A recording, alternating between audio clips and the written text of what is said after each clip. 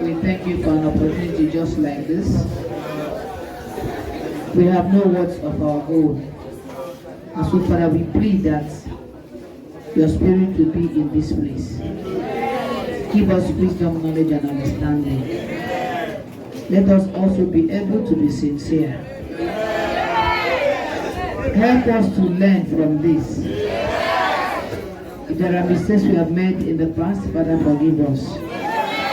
As we forge ahead, Father, we pray that you go with us. We are young children, we only know how to beat on our bellies. Let your spirit lead us, and let your name be glorified. As we shame the devil, Father, bless us in Jesus' name.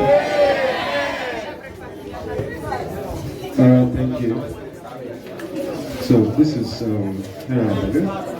Harold, Emerald, both of you. Emerald, okay? 11 minutes. And help us and chip in. And thank God we have Pastor Kona around, so he can lend his voice. So you have volunteered, or your federation has called you out. Does not mean that you know better. Just to tell your experience. Now, for us who are seated here, their reaction may be biased. There could be personal bias in their reaction in the questions that I will ask them, or you will ask, because there will be time for you to ask your question, because we have pressing needs. We have pressing questions that we have, controversial questions that we may have about relationships, or your own personal experience. So you're going to bring it forward. So, are you in a relationship first of all?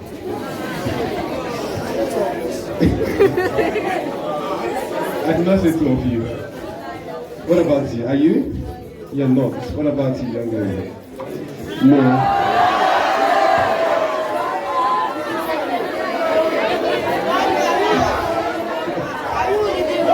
Okay, thank you.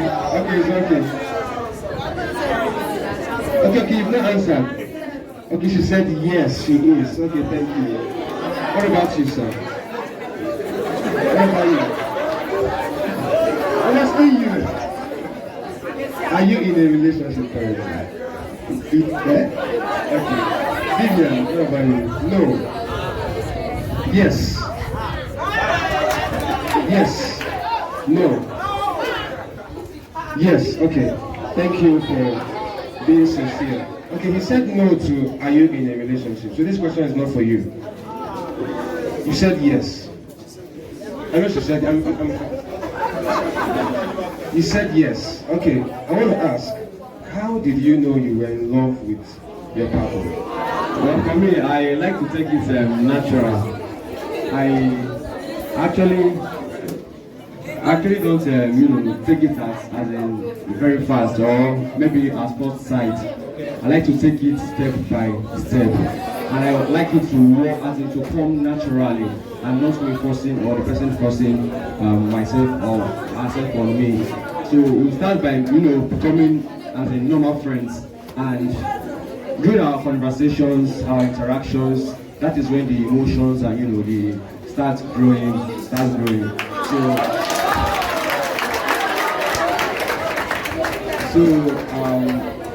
it starts growing. Then, in fact, me personally, I don't think I've for once asked somebody out or I love you. Can we start a relationship? We have not.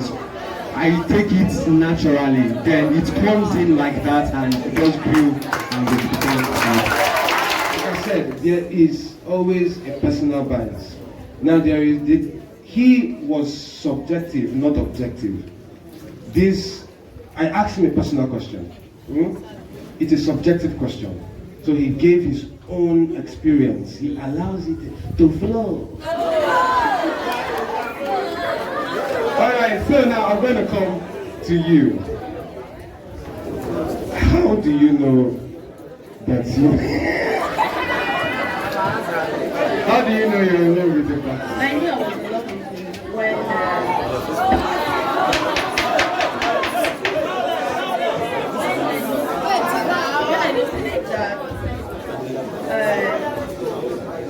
everything we did was like we were compatible. everything flowed. He understood me perfectly well, and I understood it too. There was no issue. Everything just flowed naturally, and it was like we're meant for each other.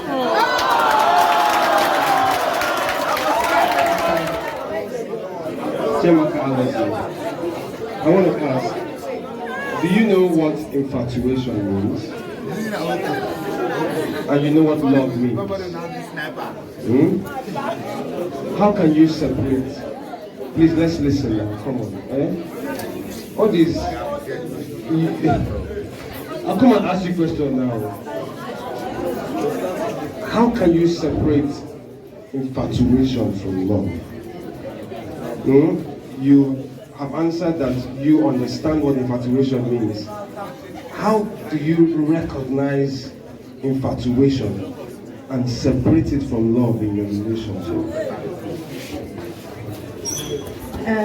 I believe infatuation is when you are probably obsessed with someone for a particular period of time. It doesn't always last, and then there is always a subject of that obsession. There is something that goes with that person. But when it's love, you can't explain it.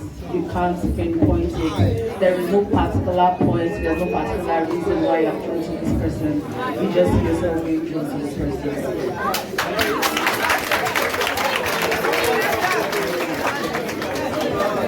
All right. Okay. You have answered well. Okay, Chi.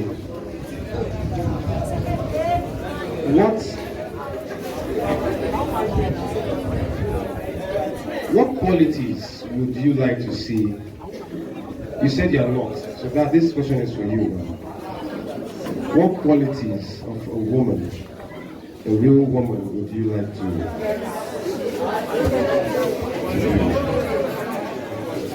The first thing I would want to see is physical.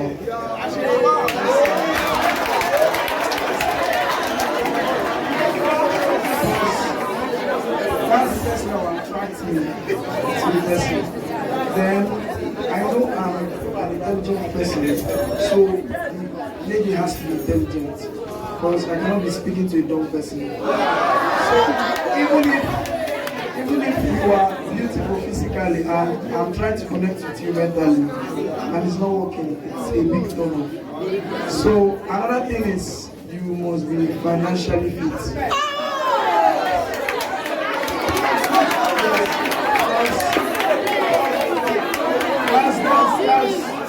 That's one of the reasons why I am not in a relationship, because I cannot be in a relationship and talk to your father.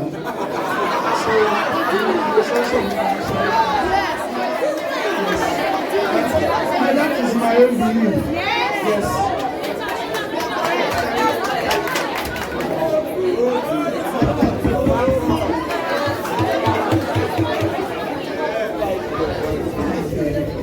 The same question.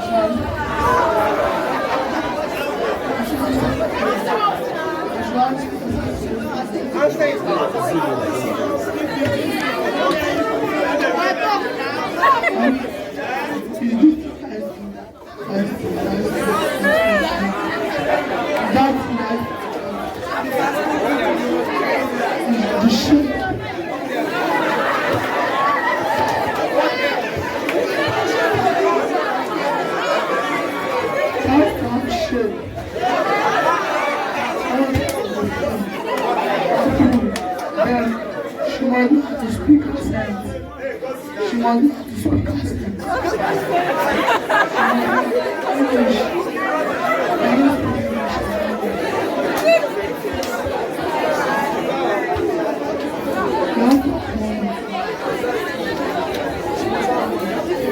Thank you. The same question. What qualities would you like to see in your partner?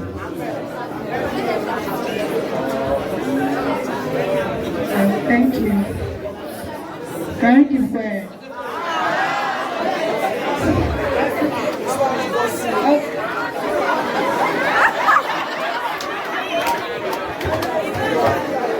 I think the first thing is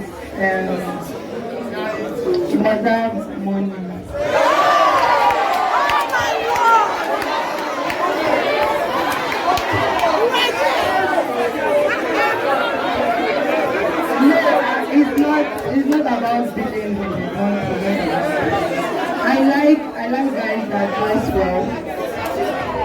like guys that dress well. And you must be taller than me. The physical appearance to matter. You must be taller than me. And you must be fine.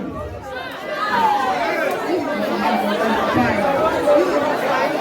And you must also be intelligent and communicate well. Communicate well, and you must also respect. I also want to respect women or someone that has respect. And I also like someone that can cook. I like food, so I. Now, hello. I would like you to be less subjective. I believe you're an adult looking at you, so be less subjective in this question and be more objective. If you can get some facts from your head, like what do you think are essential in a relationship? I'm not talking about frenzy or relationship that you know would most likely lead to something stronger or lead to marriage. So what do you think are essential in a relationship? Okay, in my own opinion, I'll say the first thing that is very important in a relationship is number one, trust. You have to trust each other. You have to love that person.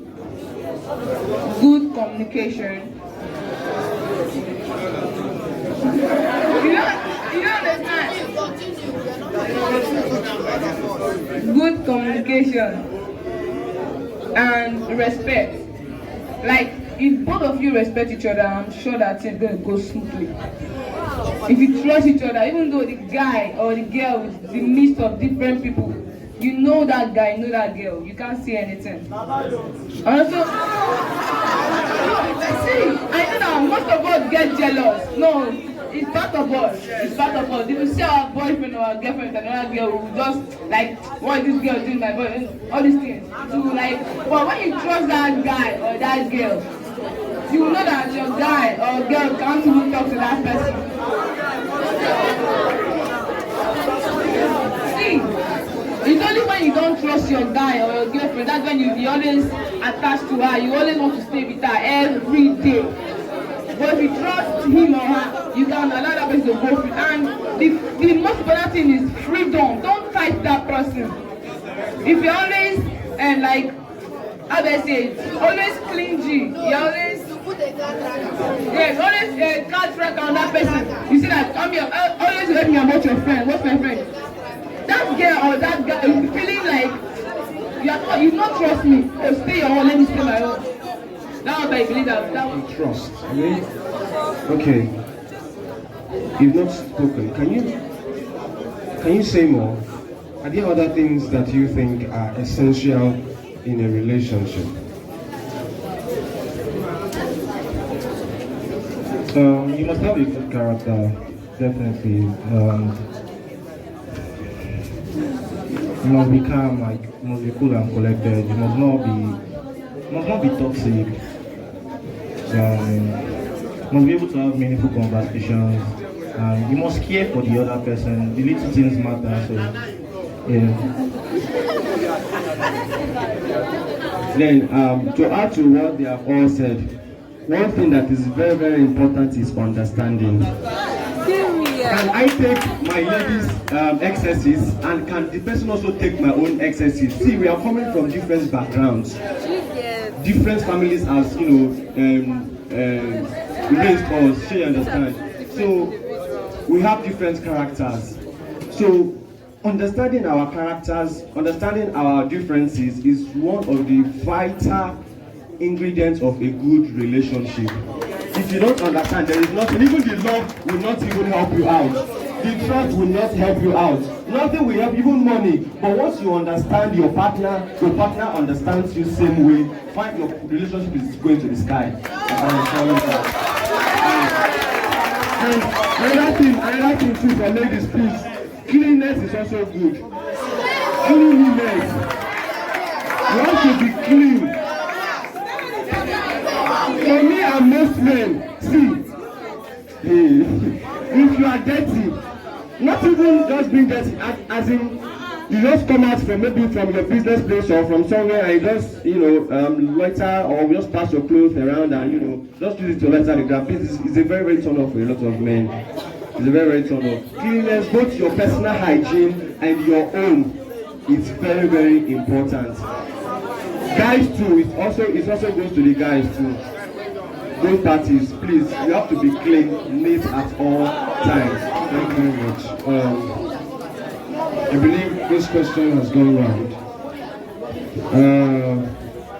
Now, there is this thing called cheating, right? And I believe many persons misunderstand that word cheating. If you know what cheating means, please come and take this microphone. I usually tell people from my personal experience, and the best thing you can do for yourself is to tell yourself the truth. No one else can say that.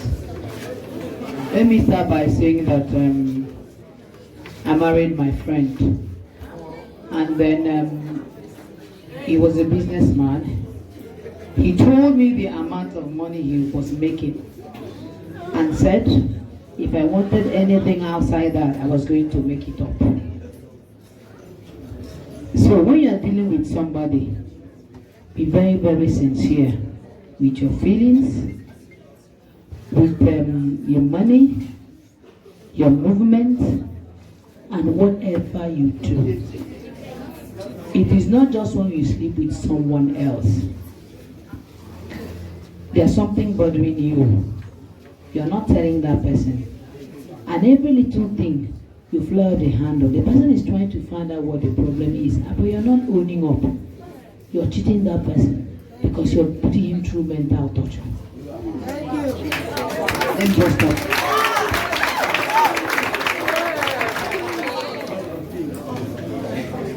For instance, your partner is showing more attention to someone else.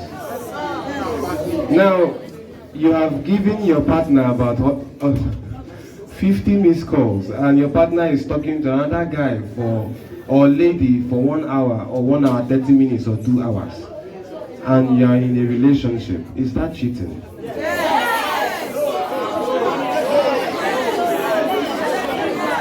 Is that cheating?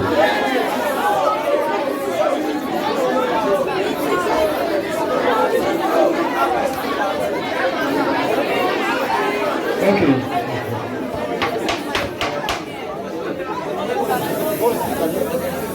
Don't speak. Don't respond. Yes, it is cheating. Yes.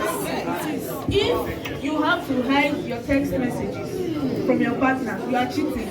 If you have to go outside, no, you can't. No, you said, person gave 50 minutes call. I am talking to somebody.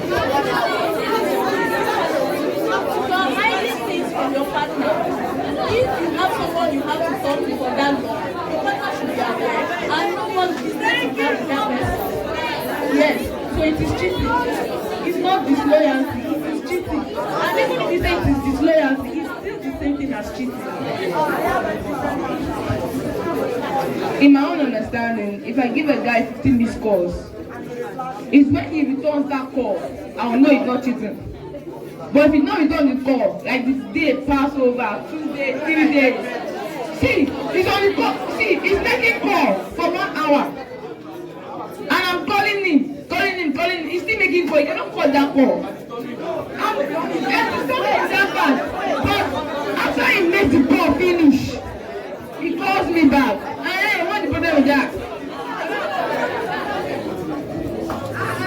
For the first part, when you said if your partner is giving someone attention as much as it gives you, I feel that part is cheating. Because I don't know, if I should read your chats and I'm seeing the whole giggling, smiling, emojis, like you guys are like having your time, it's fine if you guys are friends, but then the context of the chat is something else. When I see you're being a little bit flirty and then she's responsive, no, that is cheating, no. But then I don't call my partner more than 3 times, because if I should call you twice that means it's really not urgent. But if I call you 3 times, it's really urgent. So if I call you 3 times and you are still on a call, because you know 3 is like the deadline for me, and that is really urgent, and you are still on a call, I'll believe that, okay, something must be worth it for you to still be on the call and not return my call immediately after calling you 3 times. Because I cannot call you more than 3 times now, except probably I'm dying or something. But if it's twice, then I don't really need to talk to you, so you're fine with your conversation.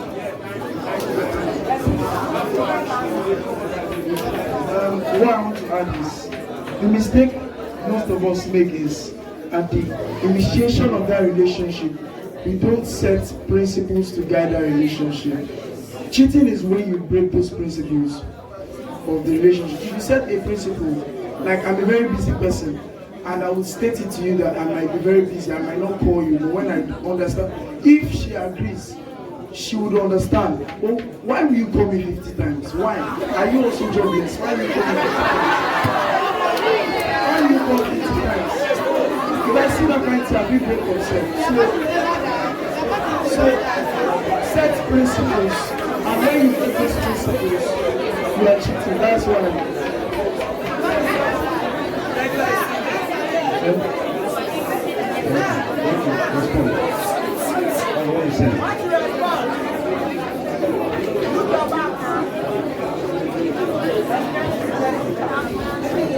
Okay, normally, not just about relationship, but even in communication, it is wrong to call somebody more than 3 times. It's an abuse. It's abuse. After 3 times, don't call again. It is against the law to call somebody more than that. You are abusing the person. That is it. If you don't say it, but that is it. You can't call more than 3 times. You are abusing. Just a corner.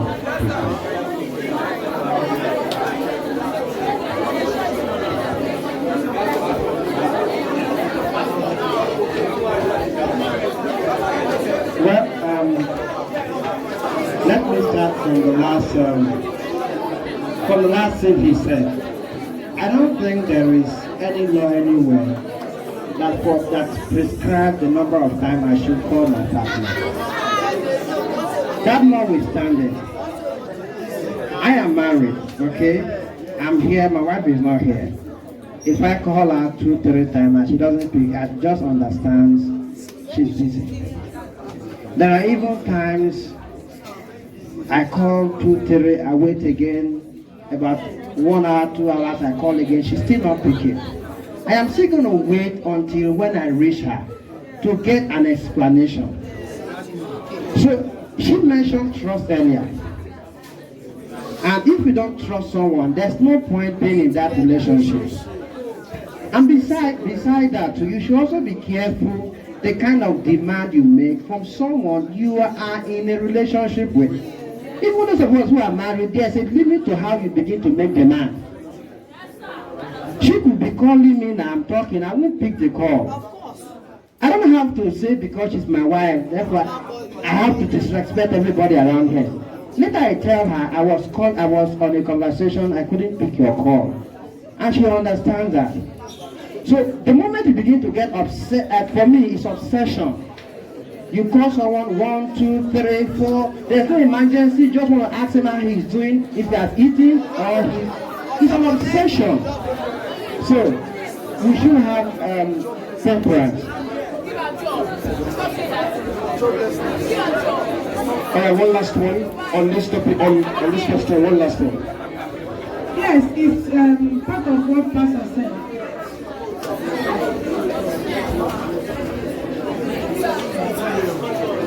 It's part of what Pastor said.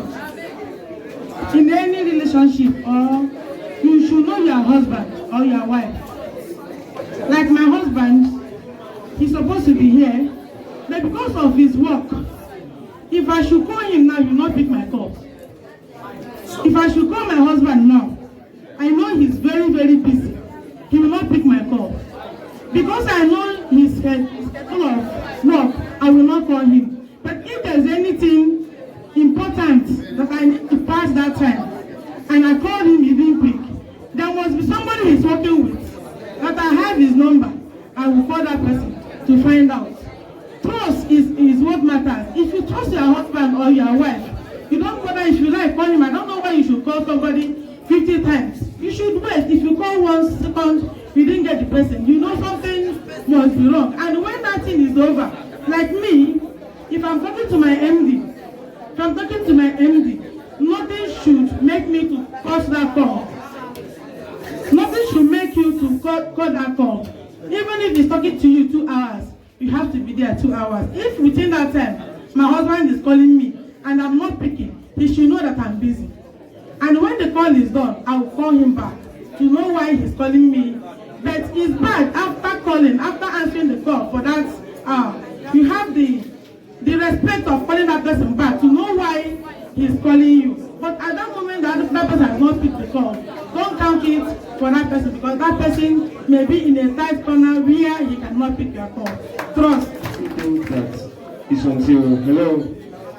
So we just think that it is until come on, guys. That it is only when you have you sleep with someone else aside your own partner, that is when you are cheating on that person. You are getting it wrong. When your attention has been drawn away from your partner, let us be careful and watch. Because sometimes, this next question, I want to ask Pastor Kola, he will help us with it. With best friends, some of us are in a relationship and your best friend is a guy. Your bestie is a guy. And it's a controversy. We will go into that. So, when you are, hello, okay, yes, it is expected, this noise is expected because I have brought up a controversy. But let us be careful how divided our attention is to our partner. So Pastor Kola, this question, help us with it. When you are in a relationship, I'm using relationship now, I'm not married because many of us here are not married, we are young people. And some of us are already courting, some of us have not reached that stage of courting, are still in friendship zone, and is maturing to something good. So now, should a partner have another best friend aside his or her partner?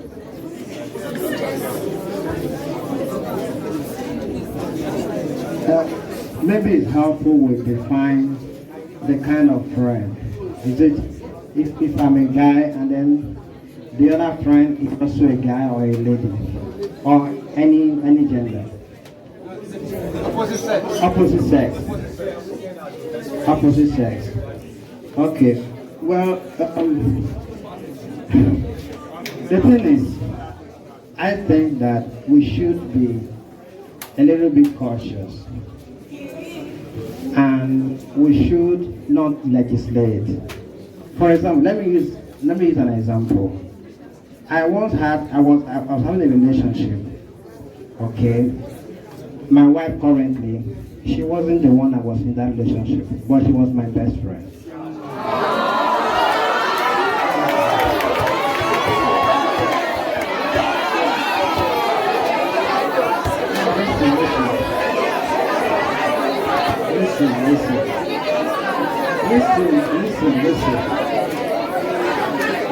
Listen. Can I continue? Okay. Now, when I started that relationship, I wasn't going to say because I have found someone I want to marry. I haven't talked about marrying her. But I have found someone I want to marry, I was going to automatically do away with her. Because we have built our friendship over time. We are colleagues in school. We spent 4 years together in school. So at each time she calls, my girlfriend was always a little bit uncomfortable. Because she was always not comfortable in the sense that we will talk about a lot of things which I have not even started having in common. You know, someone I have been a friend with for a long time. We asked about this, we canvas together even at some point. And then she was saying, This is your okay, are you sure? Something I said there's nothing, I just tried. Now eventually, when we broke up, Why did you the first question he asked me, say, oh, you're going to go back to Oge now, right? And then it turns out that I actually went to Oge and got married. Now, what will have happened if when I had her, my girlfriend in a relationship, and I say, okay, because now we don't have anything in common leading to marriage, so stay away. I will probably not have the opportunity because she wasn't the one that led to the breaking of our relationship. We simply saw that we were not coping. It wasn't working. And then I just knew there was no point trying to force it on ourselves. We said, let's just go our separate ways. So that's why I said we should be very careful. We shouldn't have another person that takes the place of your partner, but at the same time, you shouldn't hurriedly, shun your previous friend because you are in a relationship. That's what I think about it. Okay. All right. Thank you very much. All right. Put your hands together for him. Okay. Now this question. This will be the last question before I give it to the floor for us to ask our questions. There is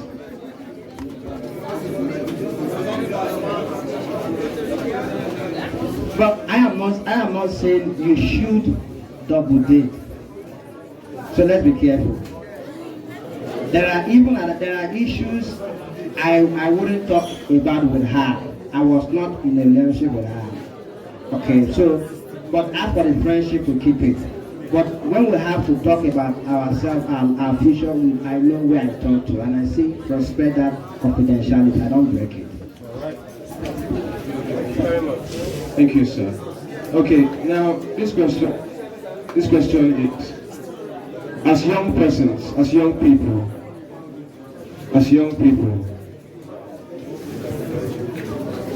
our panel, the Bible preaches celibacy before marriage. Do you have issues with it? Abstinence from sex before marriage. Let's take it to less grammar. Celibacy. Okay. All right. Okay, thank you. Hello. We are young people and we are exposed to the world. There are several persons who do not care. In fact, we once are dating non-Adventists who actually do not care. Even Adventists too don't care about it. So, what?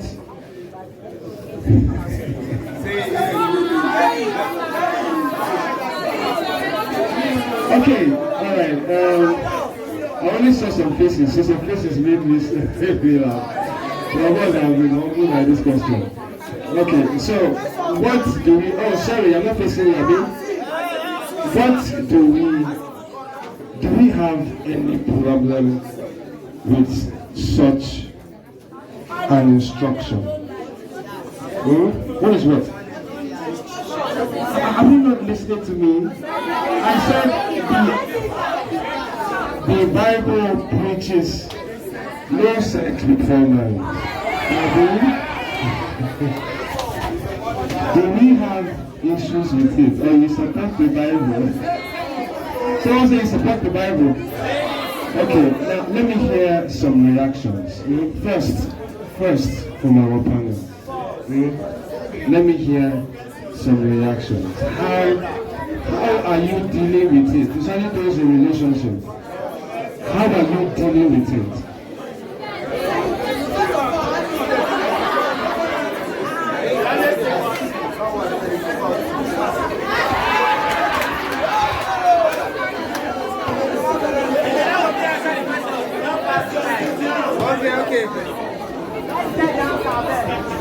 Number one, My boyfriend is not an Adventist.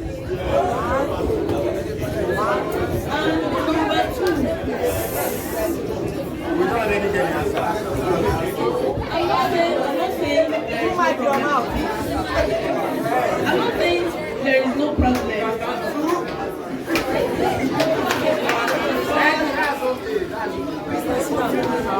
Well, I'm being sincere. I'm being sincere. To me, I don't see anything wrong with it.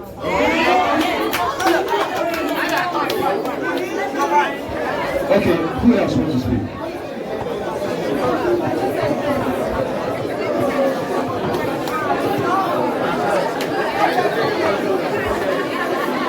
Hello.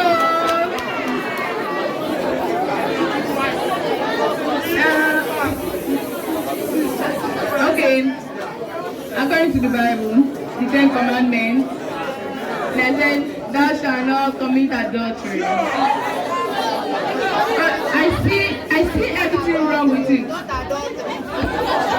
How are you managing it in your relationship?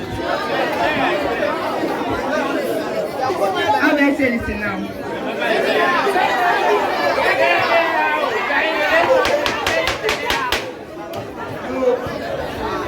Hello. Number 1, the guy I'm dating now, I said no sex before marriage.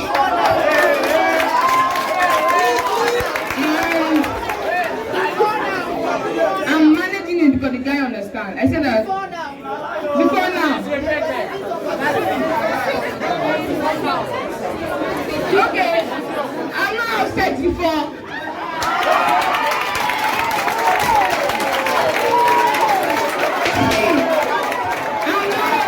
I'm not talking. Listen. Okay. Hey, listen up, please. I'm studying books. So I studied that if a guy approach a girl, what is in his mind is that I want to sleep with that girl. Yes, that's what I understand. So it's either the girl or the guy that see you, I want to be like this, you will marry me. Or the girl will say, oh yeah, let's do the thing and go. So now that if you approach me, I'll say, I want to get married first. The girl will respect me. See, let me tell you something. Any guy, let me tell you. See, I study guys to the point that any guy that use you now will always tell his friends that I'll use you.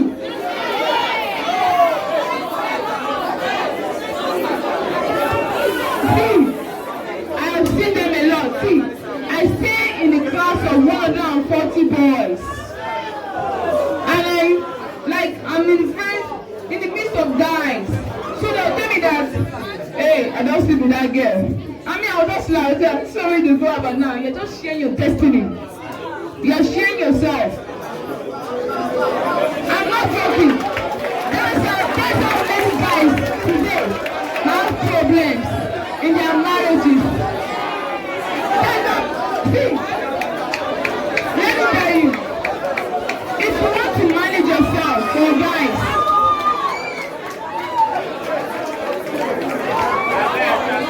I'm talking.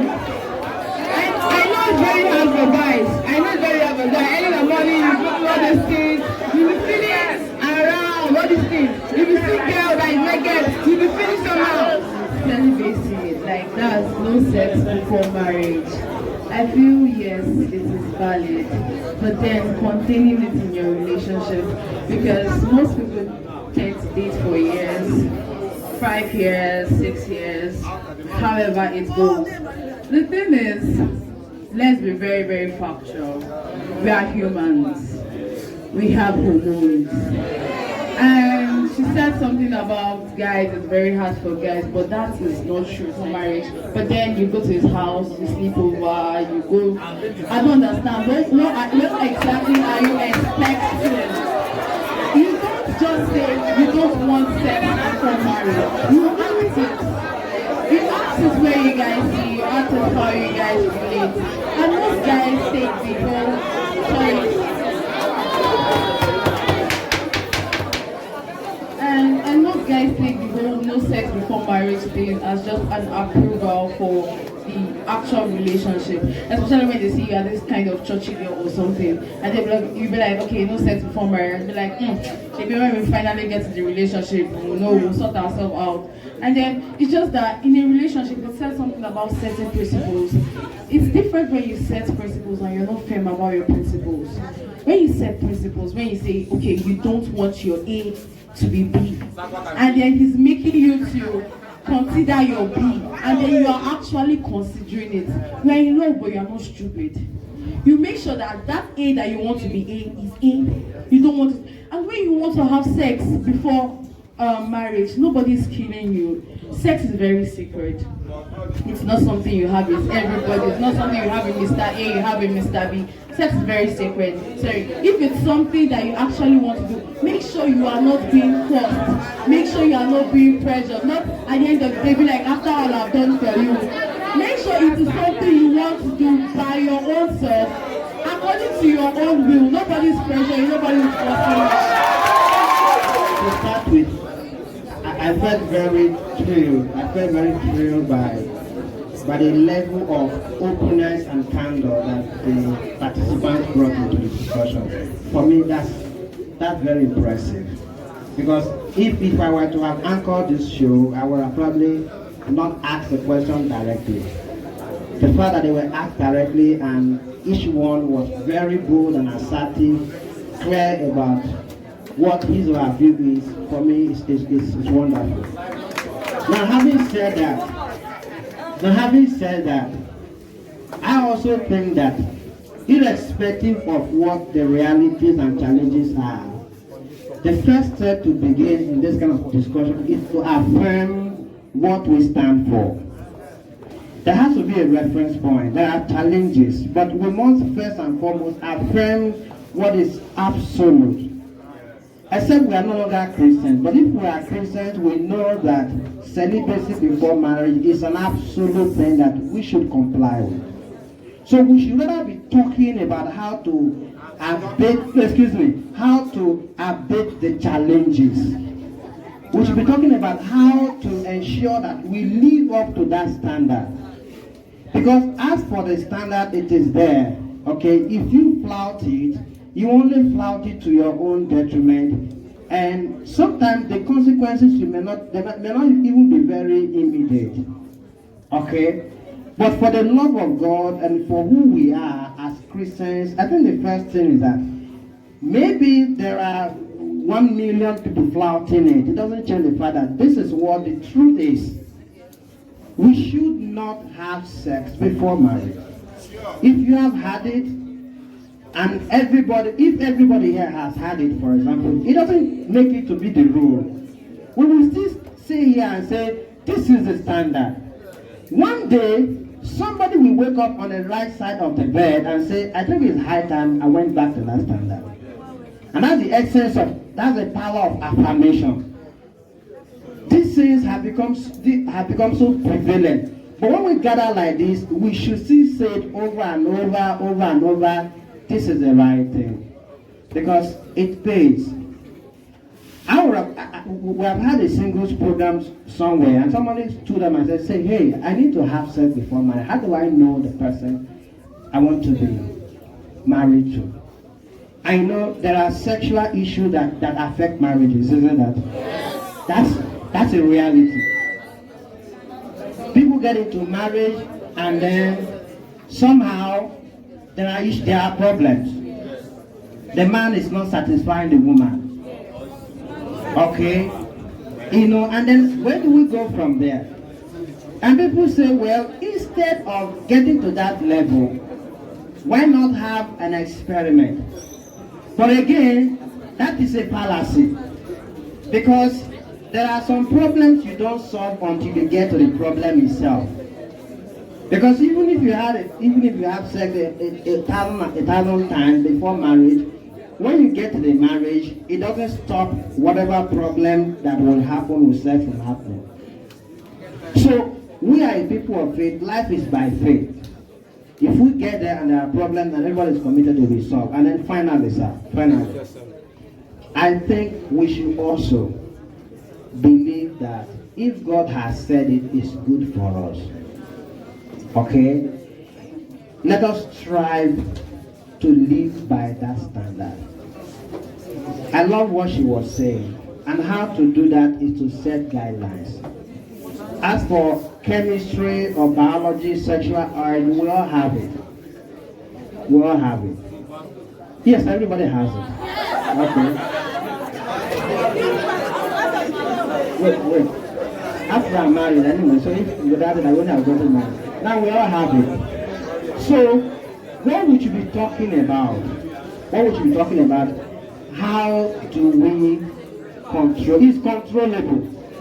The moment someone believes that because I have sexual urge, it must lead me to sex, then we are no better than the animals who live by instinct. Yes, because even physically, when you are hungry, there are times you choose not to eat, isn't that? That's how it is. So anybody could have sexual arousal. It's common. Anybody could sit carelessly here, you look at the person and then you feel.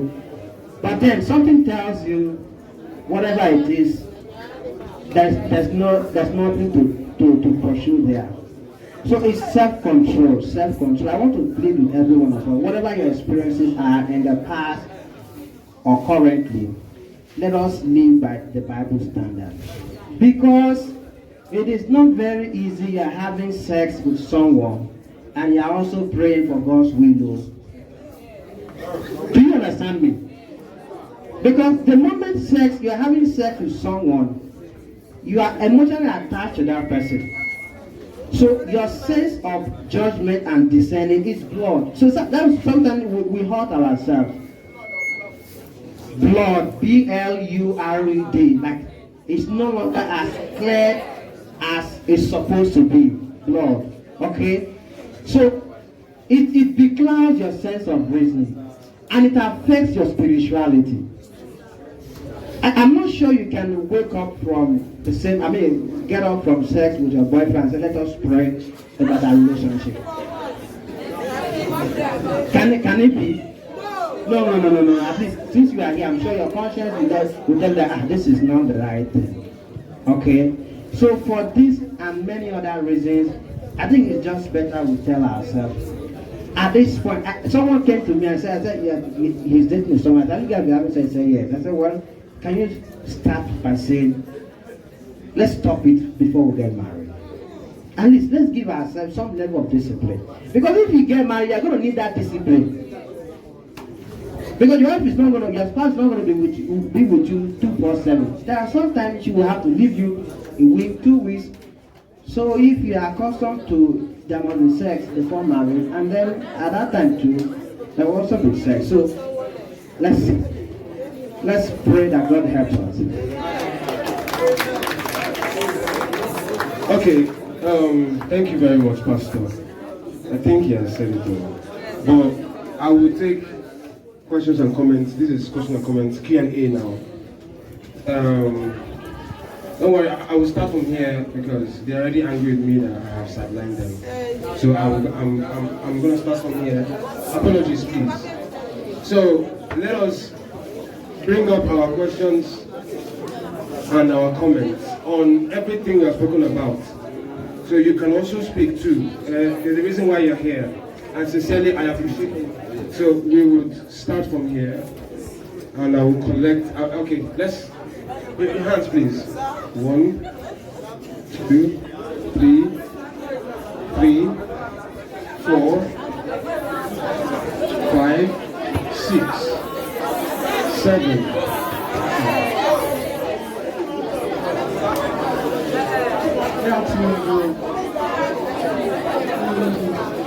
As it is said that experience is the best teacher. Our pastor have said it all.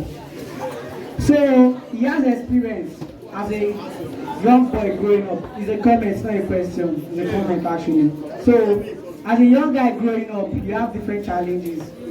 You mingle with friends. Your friends will be telling you that, do you have a girlfriend? No, I don't have a girlfriend. If you have a girlfriend, have you ever had sex before? If you tell the person that no, they will be criticizing you, they will be telling you all sorts of things that, are you actually functioning? So we girls, it affects us most times. You think you are dating a guy, fine, and you told the guy that you don't want to have sex. It is your own decision. If that guy respects your decision, he will stay in that relationship. But if he does not, and the guy might ask you that, are you a virgin? You will tell the guy, yes, I'm a virgin. Prove it to me. Just know that relationship is not going anywhere. Because actually, that guy doesn't mean well to you. He just wants to have sex with you and go. If the Bible condemns it that, fine, that we should not have sex before marriage. So we should not, because it is not it is not good for us. Since Bible condemns alcohol, Bible condemns having sex before marriage. So we should obey what the Bible says. So the guys that do not love them. Number one, you must know is this. Anybody that like you must have your time. If you don't have your time, she don't love you. So don't place yourself on that person.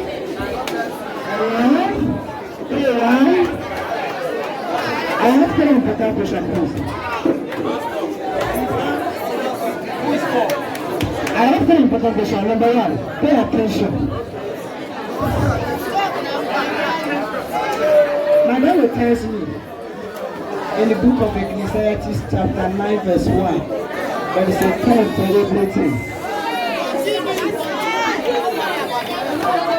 The word of God said that there is a time for everything under the sun. Please, sir, my pastor, the panel, the youth, I want to ask a question. What is the time? Excuse me. What is the time or years needed for somebody to have a dating boy or for somebody to start dating? I want to know the actual year and the actual time.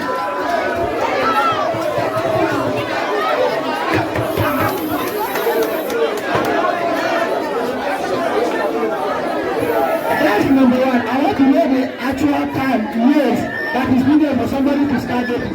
Number two, and I'm dating a girl, and a girl is dating a boy, and he mistakenly got pregnant, and he knows that he has been sleeping with another man. He knows he has been sleeping with another woman out there. I still went ahead and make another friend. I still got that one pregnant, and he came to the church, and the church says that he was not good, and you know the thing is that it was not good. I want you to tell me how much money you will go in that one. Number three.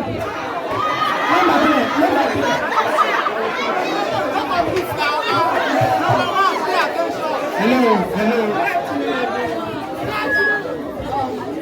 I have a friend. She got married, and she noticed that her husband is an hermaphrodite.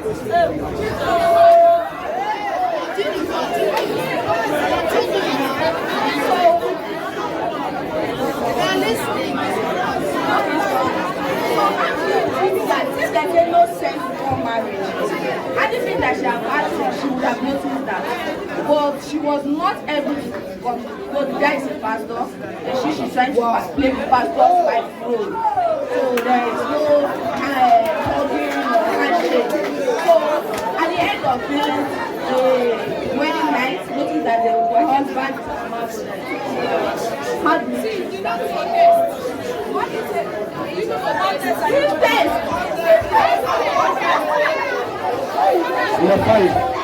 Number five.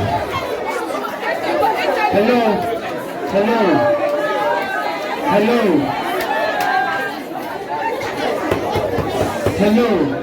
So, excuse me, please. Excuse me. Your question is hello.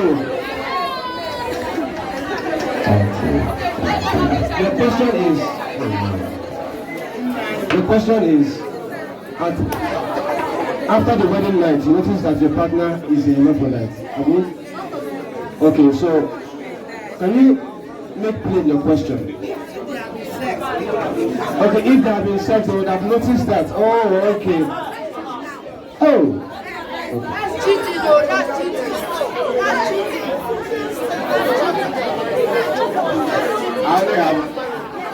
I only have one question. And that question is, I like the way my sister is speaking. And thank God you are into relationship.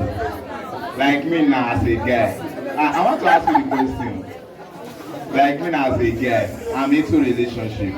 Maybe me and the girl have already agreed without no sex. And normally, you are requesting what other girls are also requesting. iPhone, human hair, this one. Understand me? No stress.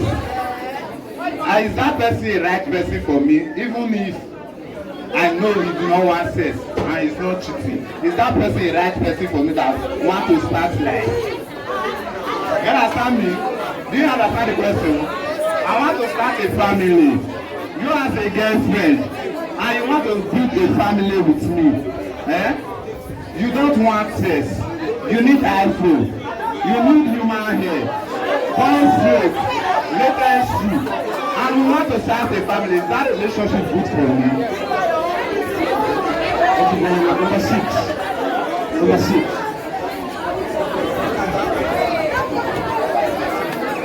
Hello. Please listen to me, please. Wow. I want to quickly say something.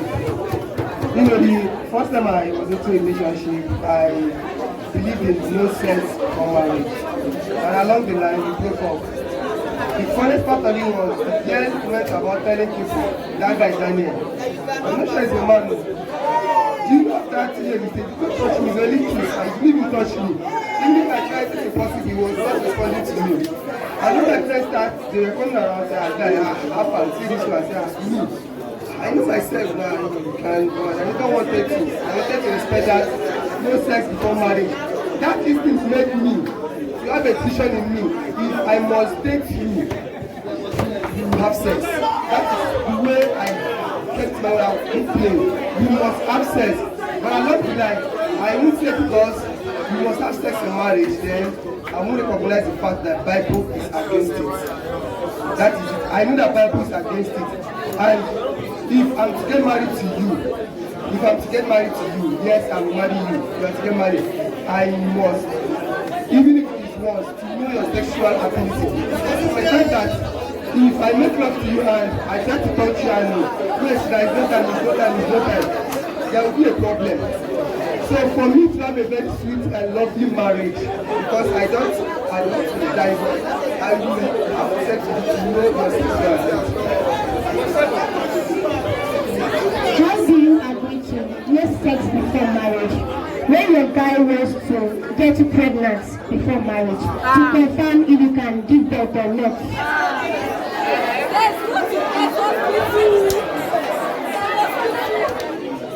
The first question is, what is the time? What is the appropriate time for dating? Number 2 is, what if you notice that your partner is a hermaphrodite? That's at the wedding night, and she's saying that it is something you may have noticed if you had sex before marriage. Then number 3 is in a relationship, the partner says, now the lady says no sex before marriage, yet she is making very huge requests, financial requests. Now, the fourth question, because he gave a comment. So the fourth question is, what if your partner wants to get you pregnant just to see if your uterus is working well? Alright, so let us respond. Pastor, I know that you've been coming so close. Did you hear all these questions? Alright, so how do we do this? Divide the question. Okay.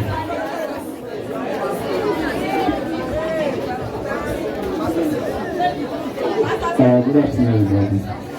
Let's have a smile from the back. Children. Alright, I think, let me start from the red. Or from the first question, right? What is the right age to go into a relationship? Am I correct? Yes. Alright. It will be very, to be technically wrong to say a particular number. Technically, to be wrong. The reason is because in this age and time, maturity is not fully defined as number or age any longer. But before you go into a relationship, there are a few questions that you must ask yourself. And the first one is, are you physically mature? That is one. We have overgrown babies.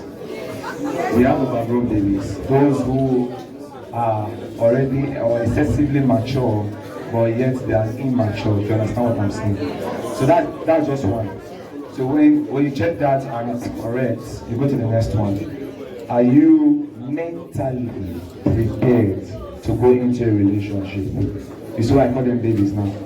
Are you mentally prepared to go into a relationship?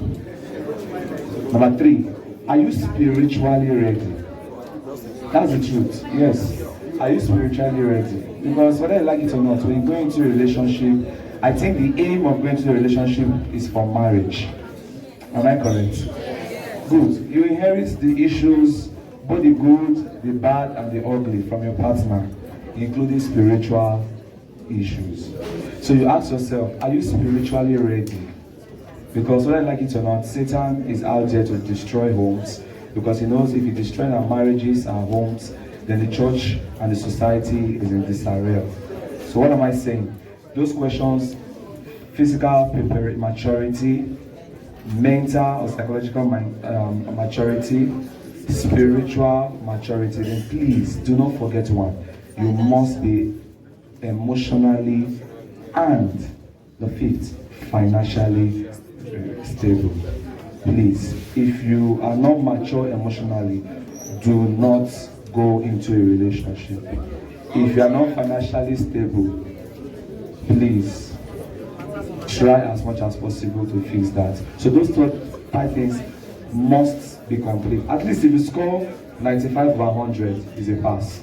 But please, those things are things that define you going into a relationship. The second question that has to do with definition of an hermaphrodite. Another name, in fact, currently I did a research on, maybe during the Bible study we may look at something like that. Many of us have heard about the LGBT movement, am I correct? Lesbian, gay, bisexual, transgender, dress queer, and the rest of them. Hermaphrodite currently is an offensive word. It is currently called intersex. Okay? Intersex individuals or person. Now, the definition is when an individual, let's listen attentively, when an individual is having a reproductive organ of both the male and the female. If you check the dictionary, you will see a word that I want you to underline it that says abnormal. Abnormal. So it is not normal. It's just like saying when they give birth to someone, we have heard of stories where when you give birth to maybe twin or something, their head is being joined together. Like the case of Siamese twins. Okay. That the casting had to separate even their brain and the rest. We have heard of people who have some abnormality, maybe they're having 3 fingers, 6 fingers, and all these are abnormality, okay? Maybe as a result of biological or whatever, or sin as something a pastor may define it to be. But these things are what? Abnormal have come to stay. It is also defined as an abnormality. But one thing you should know is that every human being is given birth to with a particular sex. I'm talking about the X and Y chromosomes. To a particular sex. Gender is sociocultural. Sex is biological. Gender, you are grown to know that I am a female, so I should dress like a female. But when you talk about sex, it is innate. You are born with it. Hence, if you are a male and you discover that when a child is given birth to and there is an abnormality of something that seems like a female, then you can treat it by carrying out operations. I don't know if you understand. It's a sickness. It's a sickness. You can treat it. So you don't need to have sex. Sorry, you don't need to have sex to test before you now know. How many will you test before you actually? What if you have tested 15? Okay, let me stop here. Okay, before Pastor Kona speaks, let me answer your question. Hello, lady, let me answer your question. I believe your question is, now we are saying no sex before marriage. And, okay, you abstain, and this happened. Now, I wonder what you are doing in that relationship. If your partner doesn't trust you enough to unveil such an information, then I don't know what you are doing, because unless you only spend 2 days in relationship and you went to marry the 3rd day. All right, let me begin by saying that you see, some of these cases we are citing are quite exceptional. 1 out of maybe a million. So they are not so they are not even sufficient ground to want to override a biblical mandate. So that we don't bring that up as an argument. Okay? These cases are exemptions. But sometimes, and that is the reason why you must get very spiritual about your relationships. And this is where this whole thing is. If you destroy the spiritual basis for this relationship, on what ground are you going to be evaluating people? Because see, there are people who are very, very devilish. They come with their intent is to deceive, destroy, and do a lot of evil things. So when you destroy your own spiritual basis, your moral ground, and then you have lost it all, you will just be carried away by the wind of emotion. Alright? Because there are no statistics to show me that the marriages of those who had sex before that marriage are stronger and better. Do you have one? We don't have anyone. I'd rather have statistics to tell you that those who practice that pattern in the world are happier and have more marriages breaking. Either you like it or not, the traditional view about sex and marriage is still better for everybody. Part of the root of the problem we have today in marriages, including marriages of Adventists, is because we have abandoned this basis. We have thrown caution to the wind. One of the things that this discussion throws up is the fact that there's a growing boldness in sin that we are beginning to inculcate. Guys are not going to tell you that they see, I'm not going to date a lady without sex. And they're not saying it with apology. Like, I'm going to do it, come rain, come sunshine. At whose expense anyway? Does it affect me? Okay, it affects us in a way anyway, because when the marriages break, we hear a lot of things. Now, if you're shaking into those ideas of, there's a case, I had it, this is a live case. A lady was dating a guy, and then she came to me and said, please, so, no sex. She said, yes, we agreed. Okay. She said she had agreed that. It's okay, they continued. Months later, one day I met her, what happened? She was crying that the guy left me. Why? Unknown to me, while they were in that relationship, she was on drugs because she told the guy that she had, issues. So the guy, sent her to the hospital. No, she told me she was doing tests earlier. I said, have you informed the guy? I said, no. Say, why are you bothering yourself? Eventually, the guy was sleeping with her so that she can confirm that she's fine. After some months, she wasn't getting pregnant. The guy called off the relationship. So she came back broken, feeling betrayed.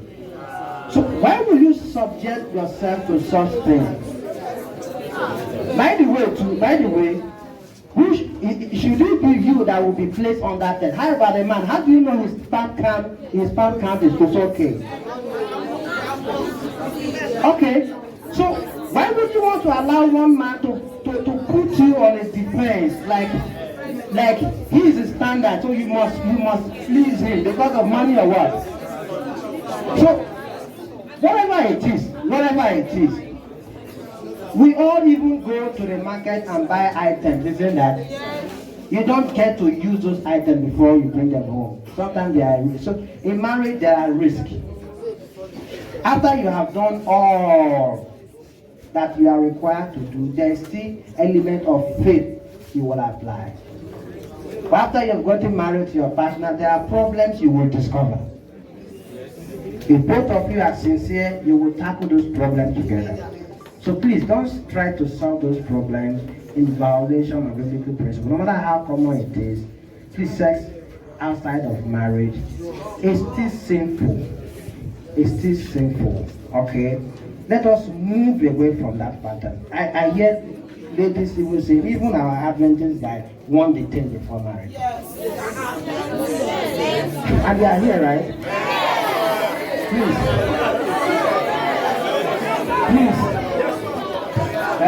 Guys, please repent. Ladies, run away from such guys.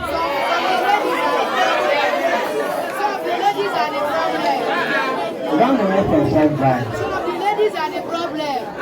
I don't know who the problem is. But what I'm saying is, let us live by what the Bible has said. It is best for us. The Lord will bless us in Jesus' name. Okay, I'm still waiting for a program where we would have such a discourse and all questions will be exhausted. I have a question in my hand and we don't even have time. So, relationship is very important that we abide to some very sacred rules. And I pray that the Lord will guide us in our various relationships. If you are not in one yet, choose wisely. And the Lord bless us all in Jesus' name. Okay, any other question you can, there will be a Q&A on LMC AYM Instagram handle. So you can throw in there and let us discuss further on the platform. Thank you.